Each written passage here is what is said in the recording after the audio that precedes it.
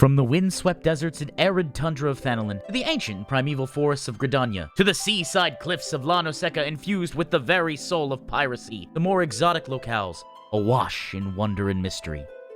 Eorzea is a land of myriad stories and even more secrets to discover. Join me, fellow scholars, as we undertake a grand endeavor. Now, it is time for Explaining Eorzea. If you'll remember, dear adventurer, our last lesson in Explaining Eorzea covered the creation of Eorzea itself, how the 12 gods weaved their magics and enchantments, their plots and intrigues, and created the very star that we live and draw aether from. However, as all things do, lives end. And what happens to you, to me, to everyone else when we return to the star, when our bodies decompose and our aether is returned to the planet? Where do our spirits, our essences go out in the ethereal sea? Well, today's lesson in Explaining Eorzea explains the hells and the heavens of the 12. Every god and goddess of the 12 is associated with one of the 6 controlling elements. When the deities deemed their work on Eorzea complete, they proceeded to create the firmament, the result being 6 astrally aligned heavens aspected to each of the 6 elements, and a final 7th heaven to rule them all. However, as a residual product of these heavens, there were 6 aspected hells ruled by an all-encompassing, umbrally aligned 7th hell. The 6 lower heavens are represented in the sky by 6 constellations, star formations, which astrologians also perceive as gates, that, when opened, can allow a person to become attuned with the heavens and manipulate their ether. These constellations revolve around a pole star, which is believed to be the gate, the 7th and final heaven. Now, adventurer, some sects of the 12 have different views on the afterlife. What is a common theme in all is that most believe that the righteous are promised a place in the heavens, while sinners are doomed to an eternity of punishing trials in the hells. A belief that has been made popular by a famous theologian and playwright of the 6th astral era states that upon an evil man's death, he will fall to a hell that corresponds to the sins he committed in his lifetime.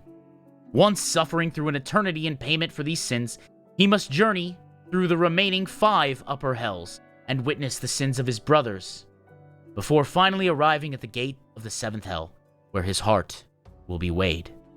If that heart is heavy with sorrow and repentance for what he has done, he will be sent to the heavens. But if it remains light, if it is found lacking, he will be admitted to the 7th hell, where suffering is his forevermore. Now, dear adventurer, let us go over the individual heavens and hells and the denizens of each. We'll start with the hell and heaven of fire. In the heaven of fire sprawls an endless city built by Naldthal from golden bricks fired in the heat of Azima's sun. Here reside the just and the fair, the honest and the philanthropic. However, the hell of fire was formed when the rubble left after its creation of its heavenly counterpart was cast from the firmament into a dark pit and set alight. Here burn those who wrongly judged their peers, those who tricked their customers, and those who gave and received dossiers. For those who don't know in the class, dossier is analogous to a bribe. So we can see that Naldthal and Azima reward those who are right in their daily dealings with people and with money, and that those usurers, those frauds, those conmen, those grifters are punished in the hell of fire. The hell and heaven of water. To create the river which runs through the heaven of water, Nimicry melted a star, to which Thaliak added the essence of knowledge and then poured it forth from his ewer. Here reside the scholars and inventors, the teachers and the entrepreneurs. Someday, dear adventurer, I hope to visit that area in the ethereal sea. From the bed of the celestial river did the forsaken droplets fall to the pit, where they settled and stagnated, creating the hell of water. Here drowned deceivers, counterfeiters, mountebanks, and false prophets. The heaven of water is those who bring enlightenment and knowledge to all of Eorzea, and the hell are those who would teach falsely.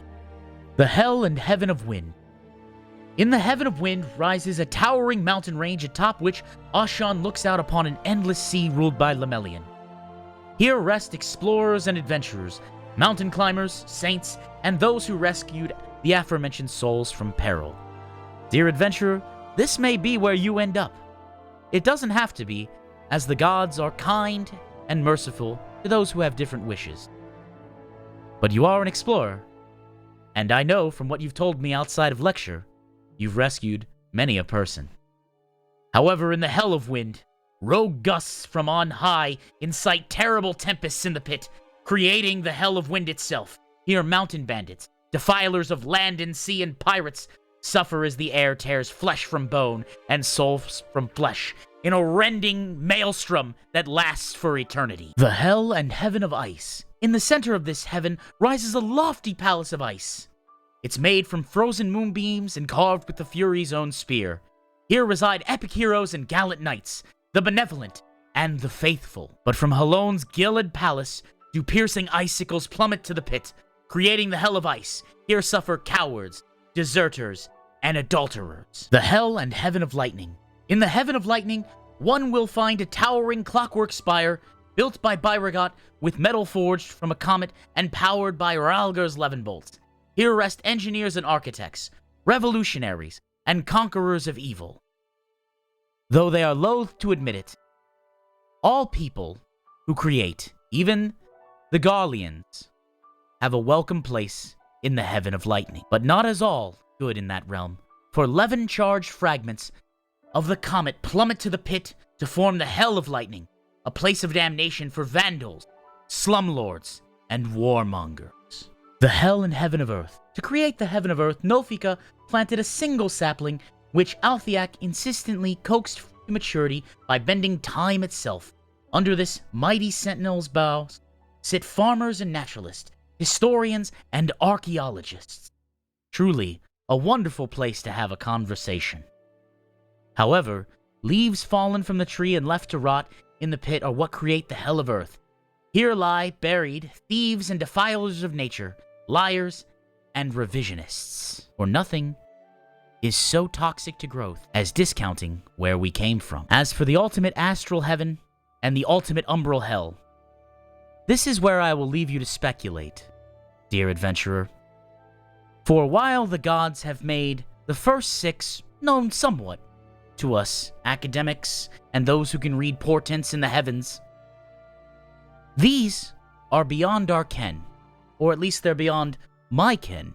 I suggest you consult a poet to find the true beauty in the astral heaven and the true despair in the umbral hell. And there we have it, the heavens and hells of Eorzea, the afterlives of all the denizens of the star. Where would you or your character end up? Let me know in the comments below. Now, if you like what I do, or you like the channel in specific, go on and hit subscribe and hit that notification bell to stay up to date with everything the channel does. We recently hit 1,400 subscribers, so yay! There's an effect there, I promise. So I'm very happy about that. I've been told to push this more often. I stream on Twitch every Friday, Saturday, and Sunday, with Friday and Sunday being Final Fantasy XIV days, and Saturday being a wildcard stream where I hang out in the Discord, which is there's a link to below in the description, and we'll play a different game, be it an RPG, maybe a shooter, something like that. But you can find all that at twitch.tv/Nimicry, and that's at 6 p.m. Eastern Standard Time. I am on Twitter. I'm at Nimicry. It's Nimicry. Joe's on screen there. And if you have any questions or quick things you want to fire off at me, tag me, and I do my best to respond to everything. For those who want to go truly above and beyond the Call of Duty, there is the Patreon, and that's patreon.com/Nimicry. Patreon allows you to support the channel in a very meaningful way and allows me to make a little bit of money from doing these videos. More Patreon subs means I can make longer, more detailed videos, and I appreciate everyone who has done that already. You can sign up at patreon.com/Nimicry. And speaking of those people, there they are on screen right now. Those wonderful, wonderful scholars of people. Now, this was a fun video to make. I hope you had a fun time watching it. The next video will be on coinage and measurements and economy things, so it'll be a little more grounded. I figured, hey, let's end the Celestial arc. Let's finish it with all that, so that's what we did. I enjoyed making the video. I hope you enjoyed watching it, and may the mount you're farming drop on the first kill.